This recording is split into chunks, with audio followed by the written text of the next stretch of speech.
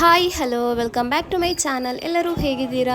I hope ನೀವೆಲ್ಲರೂ ಚೆನ್ನಾಗಿದ್ದೀರಾ ಅಂತೇಳಿ ಅನ್ಕೋತೀನಿ. ನಾನು ತುಂಬಾ ಚೆನ್ನಾಗಿದ್ದೀನಿ. ಸೊ ಇದು ಸ್ಯಾಟರ್ಡೆ ನೈಟ್ ಒಂದು ಸ್ವಲ್ಪ ವೀಡಿಯೋಸ್ ಮಾಡಿರೋದು. ನಾನು ಸ್ವಲ್ಪ ವೆಜಿಟೇಬಲ್ಸ್ ಎಲ್ಲ ತೊಗೊಬರೋದಿತ್ತು. ಸೊ ಅದಕ್ಕೋಸ್ಕರ ಸ್ವಲ್ಪ ಕೇಸರಿ ರೋಡ್ ಹತ್ರ ಹೋಗ್ತಾ ಇದ್ದೀವಿ. ಸೊ ಇವತ್ತಿನ ಬ್ಲಾಗಲ್ಲಿ ಏನೆಲ್ಲ ಆಯಿತು ಅಂತೇಳಿ ನಾನು ನಿಮ್ಮ ಜೊತೆ ಶೇರ್ ಮಾಡ್ತೀನಿ. ಸೊ ಹಾಗೆಯೇ ಎಲ್ಲ ಕಡೆ ವೆಜಿಟೇಬಲ್ಸ್ ಎಲ್ಲ ತಗೊಳ್ಳುವಾಗ ಜೆಂಟ್ಸ್ ಅಂದರೆ ಗಂಡಸರು ತೆಗೆದಿರೋದು ಲೇಡೀಸಿಗೆ ಅಷ್ಟೊಂದು ಇಷ್ಟ ಆಗಲ್ಲ. ಅದು ಕರೆಕ್ಟ್ ಇಲ್ಲ, ಇದು ಕರೆಕ್ಟ್ ಇಲ್ಲ ಅಂತ ಹೇಳಿ ಚೇಂಜ್ ಮಾಡ್ಕೋತಾರೆ. ಬಟ್ ನಮ್ಮ ಮನೇಲಂತೂ ಉಲ್ಟಾ, ನಾನು ಏನೇ ತೊಗೊಂಡ್ರು ನನ್ನ ಹಸ್ಬೆಂಡಿಗೆ ಇಷ್ಟ ಆಗಲ್ಲ ವೆಜಿಟೇಬಲ್ಸ್ ಫ್ರೂಟ್ಸ್ ಎಲ್ಲ. ಅವ್ರು ಅದನ್ನ ತೆಗೆದು ಬೇರೆ ಹಾಕ್ತಾರೆ. ಇದು ಚೆನ್ನಾಗಿಲ್ಲ ನೋಡಿ, ಇಲ್ಲಿ ಈ ಥರ ಆಗಿದೆ, ಅಲ್ಲಿ ಆ ಥರ ಆಗಿದೆ ಅಂತೇಳಿ. ಸೊ ನಮ್ಮ ಮನೇಲಿ ಪೂರ್ತಿಯಾಗಿ ಉಲ್ಟಾ ಅಂತಲೇ ಹೇಳ್ಬೋದು.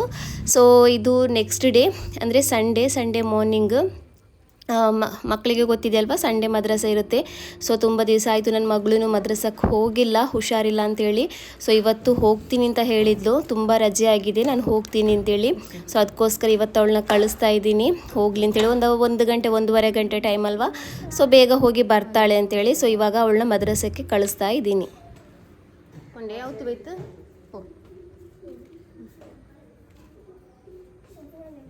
ಎಣ್ಣೆಗೆ ಪೋವಂಡ ಪನಿವಂಡು ನೀವು ಪೋವಂಡ ಬೇಗ ಬಿಟ್ಟು ಬೇಗ ಬಾ.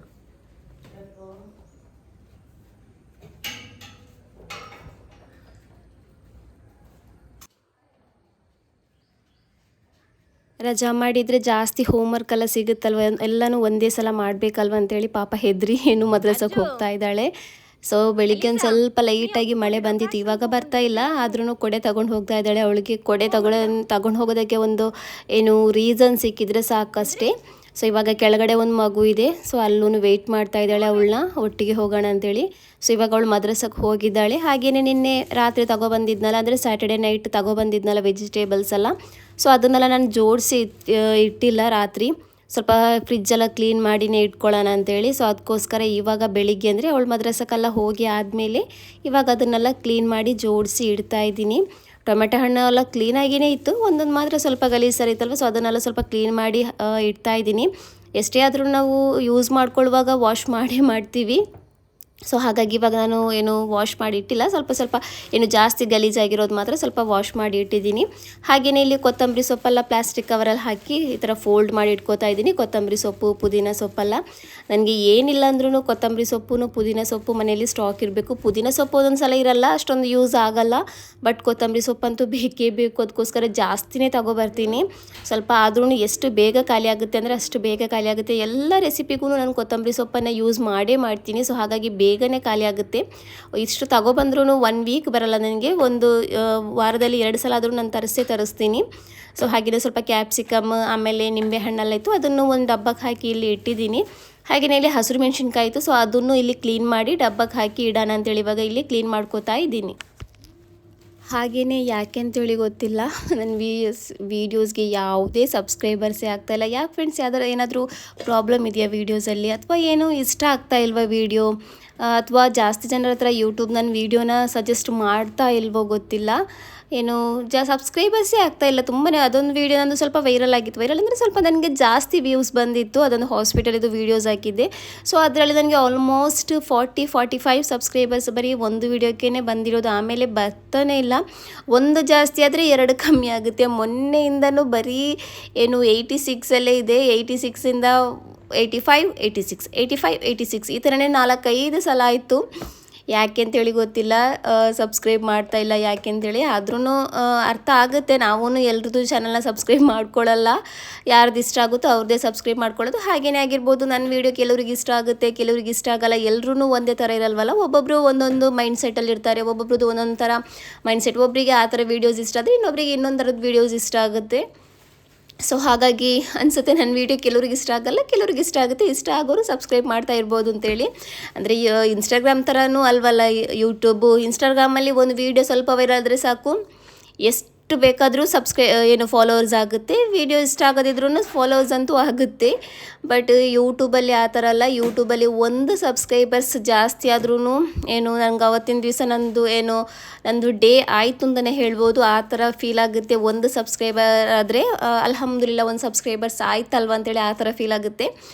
ಸೊ ಇದೆಲ್ಲ ಎಲ್ರಿಗೂ ಅರ್ಥ ಆಗಲ್ಲ. ಯೂಟ್ಯೂಬ್ ಯಾರು ಮಾಡ್ತಾ ಇದ್ದಾರೆ, ಯೂಟ್ಯೂಬಲ್ಲಿ ಯಾರು ಕನ್ಸಿಸ್ಟೆನ್ಸಿಯಿಂದ ವೀಡಿಯೋ ಹಾಕ್ತಾ ಇದ್ದಾರೆ, ಯಾರು ಅದರಲ್ಲಿ ತುಂಬಾ ಒಂದು ಇಂಟ್ರೆಸ್ಟ್ ತೋರಿಸಿ ವಿಡಿಯೋ ಹಾಕ್ತಾ ಇದ್ದಾರೆ. ಅವರಿಗೆ ಫೀಲ್ ಆಗ್ಬೋದು, ಎಲ್ರಿಗೂ ಆ ಥರ ಫೀಲ್ ಆಗಲ್ಲ. ಎಲ್ರಿಗೂ ಗೊತ್ತೂ ಇಲ್ಲ ಎಷ್ಟು ಕಷ್ಟ ಇದೆ ವೀಡಿಯೋಸ್ ಮಾಡೋದು ಅಂತೇಳಿ. ಕೆಲವರು ಹೇಳ್ಬೋದು ಅಷ್ಟು ಕಷ್ಟ ಇದ್ದರೆ ಯಾಕೆ ಮಾಡಬೇಕು ಅಂತೇಳಿ. ಓಕೆ, ಯಾಕೆ ಮಾಡೋದು ಕರೆಕ್ಟ್, ನೀವು ಹೇಳೋದು ಕರೆಕ್ಟೇ. ಆದರೂ ನಾವು ಅಂದರೆ ನಮ್ಮದು ಒಂದು ಇಂಟ್ರೆಸ್ಟ್, ನಮಗೂ ಒಂದು ಆಸೆ ಇದೆ, ನಮಗೂ ಒಂದು ಏನು ಯೂಟ್ಯೂಬಲ್ಲಿ ಒಂದು ಸ್ವಲ್ಪ ಆದರೂ ಇಂಪ್ರೂವ್ ಆಗಬೇಕು, ನಮ್ಮ ಫ್ಯೂಚರ್ಗೆ ಏನಾದರೂ ಆಗಬೇಕು ಅನ್ನೋ ಒಂದು ಆಸೆಯಿಂದ ವೀಡಿಯೋಸ್ ಮಾಡೋದಷ್ಟೇ. ಯಾರಿಗಾದರೂ ಇಷ್ಟ ಆದರೆ ಚಾನಲ್ನ ಸಬ್ಸ್ಕ್ರೈಬ್ ಮಾಡ್ಕೊಳ್ಳಿ. ಹಾಗೆಯೇ ನಿಮ್ಮ ಫ್ಯಾಮಿಲಿ ಫ್ರೆಂಡ್ಸ್ಗಳಿಗೂ ಸಜೆಸ್ಟ್ ಮಾಡ್ಕೊಳ್ಳಿ. ಹಾಗೆಯೇ ಇದು ನಾನು ಸ್ಯಾಟರ್ಡೇ ಹೇಳಿದ್ನಲ್ಲ ವೆಜಿಟೇಬಲ್ಸ್ ತೊಗೊಬರೋದಕ್ಕೆ ಅಂತೇಳಿ ಹೋಗಿದ್ದೆ. ಸೊ ಹಾಗಾಗಿ ನನಗೆ ಒಂದು ಮಿಲ್ಕ್ ಕೇಕ್ ಬೇಕಾಗಿತ್ತು. ಸೊ ಅದಕ್ಕೋಸ್ಕರ ಬೇಕ್ರಿ ಹೋಗಿದ್ದೆ. ಅಲ್ಲಿ ಹೋಗುವಾಗ ಇದೊಂದು ಕೇಕ್ ಸಿಕ್ತು, ವಯನಾಡಿದು ಅಂತೇಳಿ. ಎಷ್ಟೊಂದು ಟೇಸ್ಟಿಯಾಗಿತ್ತು ಅಂದರೆ, ಎಷ್ಟೊಂದು ಸಾಫ್ಟ್ ಪ್ಲಫಿಯಾಗಿತ್ತು ಅಂದರೆ ಅಷ್ಟೊಂದು ಟೇಸ್ಟಿಯಾಗಿತ್ತು. ಕೆಲವು ಕಡೆ ಈ ಥರ ವೆನಿಲಾ ಕೇಕ್ ಬರುತ್ತಲ್ವ, ಅದು ತುಂಬಾ ಎಗ್ ಸ್ಮೆಲ್ ಬರುತ್ತೆ. ನನಗೆ ಆ ಥರ ಇಷ್ಟ ಆಗಲ್ಲ. ಬಟ್ ಈ ಕೇಕ್ ಅಂತೂ ಒಂಚೂರು ಎಗ್ ಸ್ಮೆಲ್ ಇಲ್ಲ. ಆಮೇಲೆ ಮಾಯ್ಸ್ಟ್ ಆಗಿತ್ತು, ಒಂಥರ ಏನು ಡ್ರೈ ಇತ್ತಿಲ್ಲ, ಚೆನ್ನಾಗಿ ಸಾಫ್ಟಾಗಿ ಮಾಯ್ಸ್ಟ್ ಥರ ಇತ್ತು. ತುಂಬಾ ಚೆನ್ನಾಗಿತ್ತು. ನನಗಂತೂ ತುಂಬಾ ಇಷ್ಟ ಆಯಿತು. ಹಸ್ಬೆಂಡೂ ಜಾಸ್ತಿಯಾಗಿ ಈ ಥರದ್ದೆಲ್ಲ ತಿನ್ನಲ್ಲ. ಸೊ ಅವರೂ ತಿಂದಿದ್ದಾರೆ, ಒಂದು ಪೀಸ್ ಆದರೂ ತಿಂದಿದ್ದಾರೆ. ಅವ್ರಿಗೆ ಈ ಥರದ್ದೆಲ್ಲ ಸ್ವೀಟೆಲ್ಲ ಅಷ್ಟೊಂದು ಇಷ್ಟ ಆಗಲ್ಲ. ಬಟ್ ಇವತ್ತು ತಿಂದಿದ್ದಾರೆ, ಅವ್ರಿಗೂ ಇಷ್ಟ ಆಗಿಬಿಟ್ಟಿತ್ತು. ಸೊ ಇವಾಗ ಏನು ಬೆಳಿಗ್ಗೆದು ಬ್ರೇಕ್ಫಾಸ್ಟಿಗೆ ಇವಾಗ ರೆಡಿ ಮಾಡ್ಕೋತಾ ಇದ್ದೀನಿ. ಸಂಡೇ ಅಲ್ವಾ, ಎಲ್ರಿಗೂ ಏನು ಸಂಡೇ ದಿವಸ ಹಾಲಿಡೇ ಆಗಿರುತ್ತೆ. ಸೊ ಅದಕ್ಕೋಸ್ಕರ ನಾನು ಇವತ್ತು ಬೆಳಗಿನ ಬ್ರೇಕ್ಫಾಸ್ಟ್ನ ತುಂಬಾ ಸಿಂಪಲ್ಲಾಗಿ ಮಾಡ್ಕೋತಾ ಇದ್ದೀನಿ. ಏನು ಶಾವಿಗೆ ಉಪ್ಪಿಟ್ಟಿದೆಯಲ್ವ, ಅದನ್ನು ಮಾಡೋಣ ಅಂತೇಳಿ ಸ್ವಲ್ಪ ಜಾಸ್ತಿನೇ ವೆಜಿಟೇಬಲ್ಸ್ ಎಲ್ಲ ಹಾಕಿ ಮಾಡ್ಕೊಳ್ಳೋಣ ಅಂತೇಳಿ ಇವಾಗ ಏನು ಶಾವಿಗೆ ಉಪ್ಪಿಟ್ಟಿಗೆ ರೆಡಿ ಮಾಡ್ಕೋತಾ ಇದ್ದೀನಿ. ಇಲ್ಲಿ ಈರುಳ್ಳಿ ಟೊಮೆಟೊ ಹಣ್ಣೆಲ್ಲ ಏನು ಫ್ರೈ ಮಾಡಿ ರೆಡಿ ಮಾಡ್ಕೊಳ್ಳೋಣ ಅಂತೇಳಿ.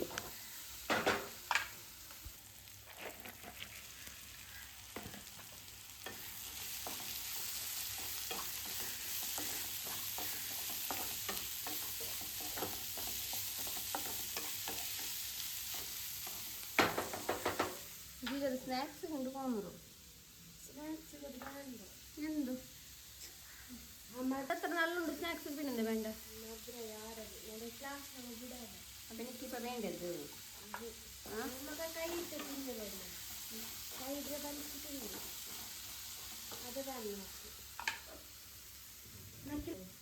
ಸ್ನ್ಯಾಕ್ಸ್ ಕೊಂಪೋಗಿಲ್ಲ ಸ್ಕೂಲ್ಗೂ ಎಲ್ಲ ಮಕ್ಕ ಕೊಂಡ್ಲಿ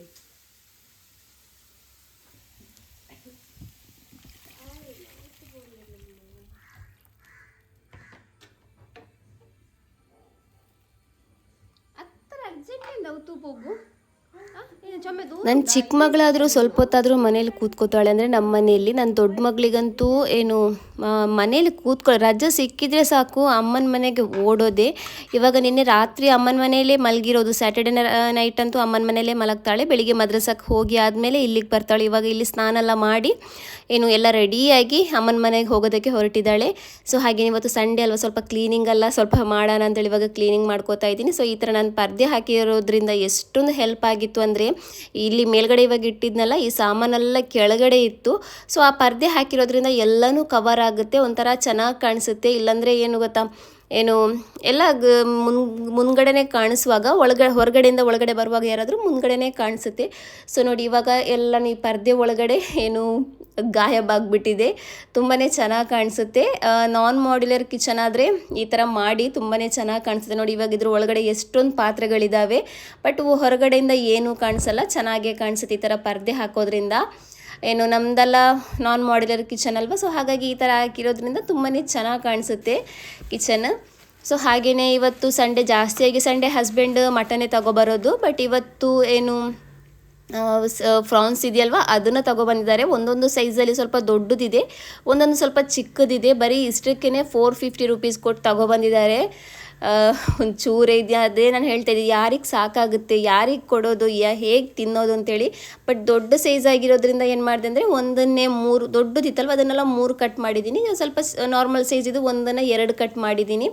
ಸೊ ಆ ಥರ ಮಾಡಿದ್ದೀನಿ. ಇವತ್ತು ಮಧ್ಯಾಹ್ನಕ್ಕೆ ಏನು ಮೂಲಂಗಿ ಹಾಕಿ ಏನಾದರೂ ದಾಲ್ ಮಾಡಿ ಇದರದ್ದು ಗಸಿ ಥರ ಮಾಡೋಣ ಅಂತೇಳಿ. ಸೊ ಇದ್ರದ್ದು ರೆಸಿಪಿನ ನಾನು ನಿಮ್ಮ ಜೊತೆ ಶೇರ್ ಮಾಡ್ತೀನಿ. ತುಂಬಾ ಯುನೀಕ್ ಆಗಿರುವಂತಹ ಒಂದು ಏನು ಫ್ರಾನ್ಸ್ ರೆಸಿಪಿನ ನಾನು ತೋರಿಸ್ತಾ ಇದ್ದೀನಿ. ನಾರ್ಮಲಾಗಿ ನಾವು ಏನು ಮಂಗಳೂರು ಕಡೆ ಬ್ಯಾಡಿಗೆ ಮೆಣಸಿನ್ಕಾಯಿನ ರುಬ್ಬಿ ಎಲ್ಲ ಹಾಕಿ ಮಾಡೋದು. ಬಟ್ ನಾನಿದು ಸ್ವಲ್ಪ ವೆರೈಟಿಯಾಗಿ ತೋರಿಸ್ತೀನಿ. ತುಂಬಾ ಚೆನ್ನಾಗಾಗಿತ್ತು.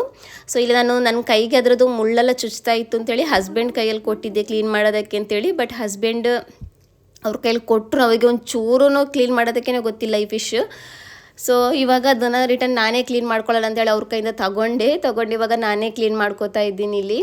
ಅದರದ್ದು ತಲೆ ಇದೆಯಲ್ವ, ತಲೆ ಹತ್ರ ಒಂಥರ ಸೂಜಿ ಥರದ್ದು ಮುಳ್ಳಿದೆ. ತುಂಬ ಒಂದ್ಸಲ ಕೈಗೆ ಹೇಗೂ ಚುಚ್ಕೊಬಿಡ್ತು, ಆವಾಗವಾಗ ಅದೇ ಚುಚ್ತಾ ಇತ್ತು. ಸೊ ಅದಕ್ಕೋಸ್ಕರ ಹಸ್ಬೆಂಡಿಗೆ ಕೊಟ್ಟಿರೋದು ಕ್ಲೀನ್ ಮಾಡೋದಕ್ಕೆ ಅಂತೇಳಿ. ಬಟ್ ಅವರಿಗೆ ಅದರದ್ದು ABCD ಗೊತ್ತಿಲ್ಲ ಯಾವ ಥರ ಕ್ಲೀನ್ ಮಾಡೋದು ಅಂತೇಳಿ. ಅದಕ್ಕೋಸ್ಕರ ನಾನೇ ಕ್ಲೀನ್ ಮಾಡ್ಕೊಳ್ಳೋಣ ಅಂತೇಳಿ ಕ್ಲೀನ್ ಮಾಡ್ಕೋತಾ ಇದ್ದೀನಿ.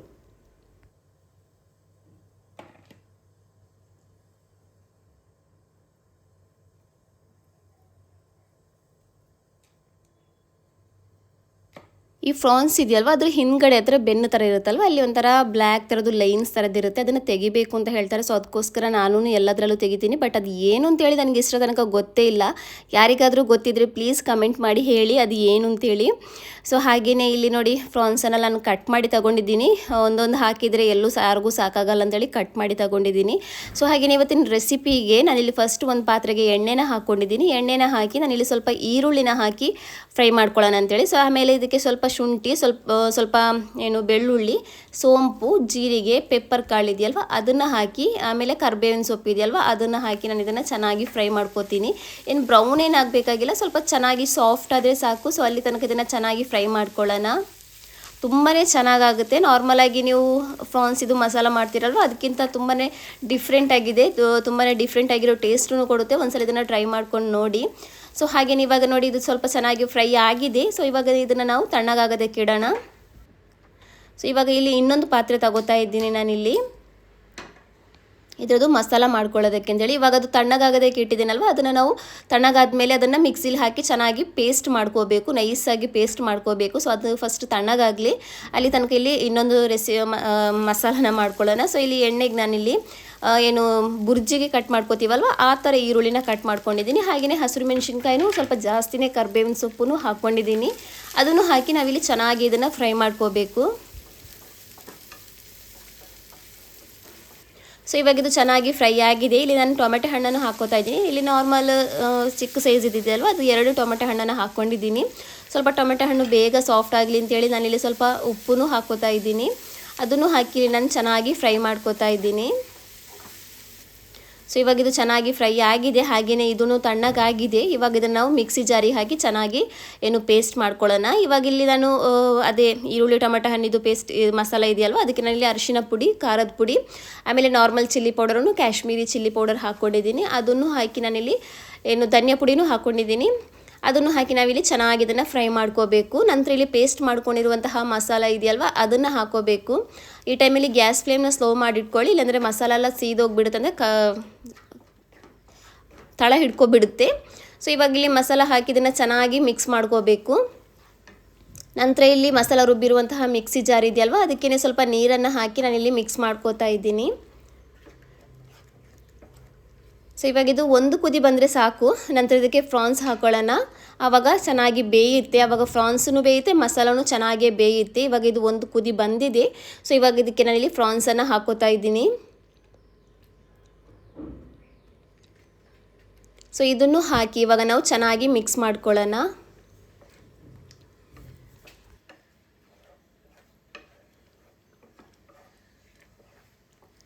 ಇವಾಗ ಇದು ಚೆನ್ನಾಗಿ ಮಿಕ್ಸ್ ಆಗಿದೆ. ಇವಾಗ ಇದನ್ನು ಗ್ಯಾಸ್ ಫ್ಲೇಮ್ನ ಸ್ಲೋ ಮಾಡಿ ಇಟ್ಕೊಂಡೆ ಮುಚ್ಚಿ ಇದನ್ನು ಚೆನ್ನಾಗಿ ಬೇಯೋದಕ್ಕಿಡೋಣ. ಸೊ ಇದು ಎಲ್ಲಿ ತನಕ ಬೇಯಬೇಕಂದ್ರೆ ಇದರದ್ದು ಎಣ್ಣೆ ಎಲ್ಲ ಮೇಲ್ಗಡೆ ಬರಬೇಕು. ಸೊ ಅಲ್ಲಿ ತನಕ ಇದನ್ನು ಬೇಯಿಸಬೇಕು. ಸೊ ಅಷ್ಟೊತ್ತಿಗೆ ನಾನಿಲ್ಲಿ ಬೇಳೆನೂ ಬೇಯಿಸಿಟ್ಟಿದ್ದೆ. ಸೊ ಇವಾಗ ಇದಕ್ಕೆ ಮೂಲಂಗಿನ ಹಾಕೋತಾ ಇದ್ದೀನಿ. ತುಂಬ ದಿವಸ ಆಯಿತು ಮೂಲಂಗಿ ಹಾಕಿ ದಾಲ್ ಮಾಡೋದೇ. ನಾನು ಹಾಸನದಲ್ಲಿದ್ದಾಗೆಲ್ಲ ಮಾಡ್ತಾಯಿದ್ದೆ. ಬಟ್ ಇವಾಗ ತುಂಬಾ ದಿವಸ ಆಗಿಬಿಟ್ಟಿತ್ತು. ತುಂಬಾ ಆಸೆನೂ ಆಗ್ತಾಯಿತ್ತು ಮೊನ್ನೆಯಿಂದ ಮೂಲಂಗಿ ದಾಲ್ ಮಾಡಬೇಕು ಅಂತೇಳಿ. ಬಟ್ ಮೂಲಂಗಿ ತಗೊಬರೋದಕ್ಕೆ ನೆನಪಾಗ್ತಾ ಇತ್ತಿಲ್ಲ. ಸೊ ನಿನ್ನೆ ಹೇಗೂ ವೆಜಿಟೇಬಲ್ಸ್ ತಗೊಬರುವಾಗ ಮೂಲಂಗಿನೂ ತಗೊಬಂದಿದ್ವಿ. ಸೊ ಅದರದ್ದು ದಾಲ್ ಮಾಡಿ ಇಲ್ಲಿ ಏನು ಫ್ರಾನ್ಸ್ ಇದು ಮಸಾಲ ಮಾಡ್ಕೊಳ್ಳೋಣ ಅಂತೇಳಿ. ಇವಾಗ ಇದು ಚೆನ್ನಾಗಿ ಮಸಾಲೆಲ್ಲ ಬೆಂದಿದೆ, ಎಲ್ಲನೂ ಚೆನ್ನಾಗಿ ಫ್ರೈ ಆಗಿದೆ. ಇವಾಗ ಇದಕ್ಕೆ ಫೈನಲಾಗಿ ಕೊತ್ತಂಬರಿ ಸೊಪ್ಪು, ಸ್ವಲ್ಪ ಗರಂ ಮಸಾಲ ಪುಡಿನ ಹಾಕಿ, ಅಂದರೆ ಲಾಸ್ಟಲ್ಲಿ ಹಾಕೋತಾ ಇದ್ದೀನಿ, ಲಾಸ್ಟಲ್ಲಿ ಹಾಕ್ಕೊಳ್ಳಿ ಗರಂ ಮಸಾಲ ಪುಡಿ.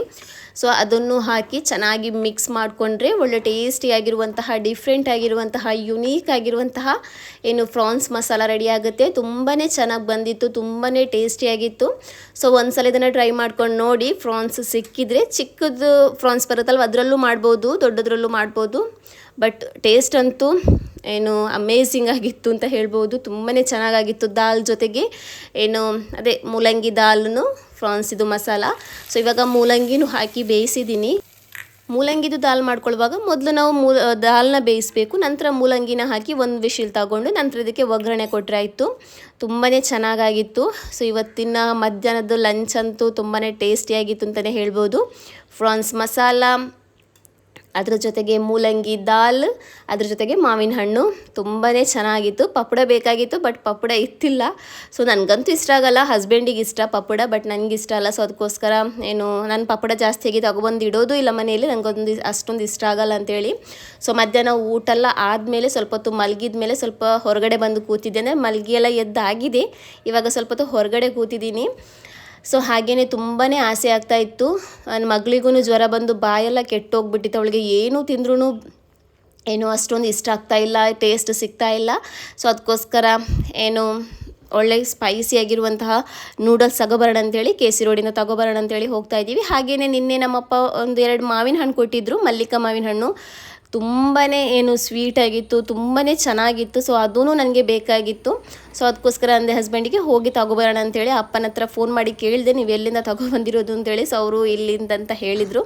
ಸೊ ಅಲ್ಲಿ ಹೋಗಿ ಅದನ್ನು ತಗೊಬರಬೇಕು, ಹಾಗೆಯೇ ನೂಡಲ್ಸನ್ನು ತಗೊಬರೋಣ ಅಂತೇಳಿ ಇವಾಗ KC ರೋಡ್ ಹತ್ರ ಹೋಗ್ತಾ ಇದ್ದೀವಿ. ಸೊ ಹಾಗೆಯೇ KC ರೋಡಲ್ಲಿ ನಮ್ಮ ಅಪ್ಪನೂ ತಂಗಿನೂ ಸಿಕ್ಕಿದ್ರು. ಅವ್ರಿಗೂ ಏನಾದರೂ ತಿನ್ನಬೇಕು ಅಂತೇಳಿ ಆಸೆ ಆಗ್ತಿತ್ತು. ಆಲೂ ಟಿಕ್ಕಿ ಇದೆಯಲ್ವ ಅದು ತಿನ್ನಬೇಕು ಅಂತೇಳಿ. ಬಟ್ ಅನ್ಫಾರ್ಚುನೇಟ್ಲಿ ಅಲ್ಲಿ ಶಾಪೂ ಕ್ಲೋಸ್ ಆಗಿತ್ತು. ನಾವೂ ಹೋಗಿದ್ವಿ ಸ್ವಲ್ಪ ಪಾನಿಪುರಿ ತಿನ್ಕೊಂಬರೋಣ ಅಂತೇಳಿ, ಬಟ್ ಅಲ್ಲಿ ಶಾಪ್ ಕ್ಲೋಸ್ ಆಗಿಬಿಟ್ಟಿತ್ತು. ಸಂಡೇ ಇವತ್ತು ಕ್ಲೋಸ್ ಇತ್ತು. ಸೊ ನಮ್ಮ KC ರೋಡಲ್ಲಿ ಶವರ್ಮದು ಶಾಪ್ ಅಂತೇಳಿ ಇದೇ ಒಂದಿರೋದು. ಇಲ್ಲಿ noodles, gobi, fried rice, shawarma ಎಲ್ಲ ಸಿಗುತ್ತೆ. ಮಕ್ಕಳಿಗೆಲ್ಲ 10 ರೂಪಾಯಿ 20 ರೂಪಾಯಿಗೆಲ್ಲ ಶವರ್ಮ ಕೊಡ್ತಾರೆ ಅವರು, ಸ್ವಲ್ಪ ಮಸಾಲ ಹಾಕಿ. ಬ್ರೆಡ್ ಇರುತ್ತಲ್ವ ಅದಕ್ಕೆ 20 ರೂಪಾಯಿಗೆ ಅನಿಸುತ್ತೆ, 10 ರೂಪಾಯಿಗೆಲ್ಲ ಸ್ವಲ್ಪ ಮಸಾಲ ಹಾಕಿ ಕೊಡ್ತಾರೆ. ನಾರ್ಮಲಾಗಿ ಒಂದು ಶವರ್ಮ ತಗೊಳ್ಳೋದಾದರೆ 60 ರೂಪೀಸ್ ಇರುತ್ತೆ. ಮಕ್ಳ ಹತ್ರ ಅಷ್ಟೊಂದು ದುಡ್ಡು ಇರಲ್ಲ. ಸೊ ಮಕ್ಕಳಿಗೆ 20 ರೂಪಾಯಿಗೆಲ್ಲ ಕೊಡ್ತಾರೆ. ತುಂಬಾ ಚೆನ್ನಾಗಿ ಕಾಣಿಸುತ್ತೆ ಅಲ್ಲಿ. ಅದು ರಶ್ನು ಅಷ್ಟೇ ಇರುತ್ತೆ, ಅಲ್ಲಿ ತುಂಬಾ ಜನ ಇರ್ತಾರೆ. KC ರೋಡಲ್ಲಿ ಅಂತೇಳಿ ಫ್ರೈಡ್ ರೈಸ್ ನೂಡಲ್ಸ್ ಇದು ಅದೇ ಒಂದು ಶಾಪ್ ಇರೋದು. ಬಟ್ ನೂಡಲ್ಸು ಫ್ರೈಡ್ ರೈಸು ತುಂಬಾ ಚೆನ್ನಾಗಿರುತ್ತೆ. ಸೊ ಇಲ್ಲಿ ನಾನು ಗೋಬಿ ತಗೊಂಡಿರೋದು. ನನ್ನ ಚಿಕ್ಕ ಮಗಳು ಗೋಬಿ ಬೇಕು ಅಂತ ಹೇಳಿದ್ಲು. ಸೊ ಅದಕ್ಕೋಸ್ಕರ, ಬಟ್ ಗೋಬಿ ಮಾತ್ರ ಗೋಬಿಲಿ ಮಾಡೋದಲ್ಲ, ಅಂದರೆ ಕಾಲಿಫ್ಲವರ್ ಇದೆಯಲ್ವ ಅದ್ರಲ್ಲಿ ಮಾಡೋದಲ್ಲ, ಕ್ಯಾಬೇಜಲ್ಲಿ ಮಾಡೋದು. ಅದೇ ಒಂದು ಬೇಜಾರು ಅದರದ್ದು. ಬಟ್ ಪರವಾಗಿಲ್ಲ, ಟೇಸ್ಟ್ ಅಂತೂ ಚೆನ್ನಾಗಿರುತ್ತೆ. ಸೊ ಹಾಗೆಯೇ ಮಾವಿನ ಹಣ್ಣು ತಗೊಬಂದಿದ್ದೀನಿ ಅಲ್ಲಿಂದ. ಸೊ ಇವಾಗ ನೂಡಲ್ಸನ್ನು ತಗೊಬಂದಿದ್ದೀನಿ. ತುಂಬಾ ಚೆನ್ನಾಗಿತ್ತು ನೂಡಲ್ಸ್. ನನಗೆ ತುಂಬ ದಿವಸದಿಂದ ಕ್ಲೋಸ್ ಇತ್ತು ಶಾಪು. ಮೊನ್ನೆಯಿಂದ ಆಸೆ ಆಗ್ತಾಯಿತ್ತು ನನಗೆ ಬೇರೆ ಕಡೆದು ಎಲ್ಲಿದ್ದು ಬೇಡ, ಬಟ್ KC ರೋಡಿದೇ ಬೇಕಿತ್ತು. ಬಟ್ ತುಂಬ ದಿವಸದಿಂದ ಶಾಪ್ ಕ್ಲೋಸ್ ಇತ್ತು. ಮೊನ್ನೆ ಓಪನ್ ಆಗಿದೆ, ತುಂಬಾ ಖುಷಿ ಆಯಿತು ಓಪನ್ ಆದಮೇಲೆ. ಸೊ ಇವಾಗ ನೂಡಲ್ಸ್ ಎಲ್ಲ ತಿನ್ನೋಣ ಅಂತೇಳಿ. ಇವತ್ತದ್ದು ನೈಟಿದು ಡಿನ್ನರ್ ಅಂತಲೇ ಹೇಳ್ಬೋದು. ಇದು ಹಸ್ಬೆಂಡಿಗೆ ಇಷ್ಟ ಆಗಲ್ಲ, ಹಸ್ಬೆಂಡಿಗೆ ರೈಸ್ ಎಲ್ಲ ಕೊಡಬೇಕು. ಬಟ್ ನಮಗೆ ಇದೇ ಡಿನ್ನರ್ ಅಂತ ಹೇಳ್ಬೋದು, ನನಗೂ ಮಕ್ಕಳಿಗೆ. ಸೊ ಫ್ರೆಂಡ್ಸ್, ಈ ವಿಡಿಯೋನ ನಾನು ಇಲ್ಲಿಗೆ ಎಂಡ್ ಮಾಡ್ತಾ ಇದ್ದೀನಿ. ನಮ್ಮ ವಿಡಿಯೋ ಇಷ್ಟ ಆದರೆ ಪ್ಲೀಸ್ ನಮ್ಮ ಚಾನಲ್ನ ಸಬ್ಸ್ಕ್ರೈಬ್ ಮಾಡ್ಕೊಳ್ಳಿ. ಹಾಗೆಯೇ ಯಾರಾದರೂ ನಮ್ಮ ಚಾನಲ್ಗೆ ಫಸ್ಟ್ ಟೈಮ್ ವಿಸಿಟ್ ಮಾಡಿ ಸಬ್ಸ್ಕ್ರೈಬ್ ಮಾಡದೆ ಯಾರಾದರೂ ನಮ್ಮ ವಿಡಿಯೋನ ನೋಡ್ತಾ ಇದ್ದರೆ ಪ್ಲೀಸ್ ಫ್ರೆಂಡ್ಸ್ ಒಂದು ಸಬ್ಸ್ಕ್ರೈಬ್ ಮಾಡ್ಕೊಳ್ಳಿ. ಇನ್ನು ಸಿಗೋಣ ನೆಕ್ಸ್ಟ್ ವಿಡಿಯೋದಲ್ಲಿ. ಅಲ್ಲಿ ತನಕ ಬಾಯ್.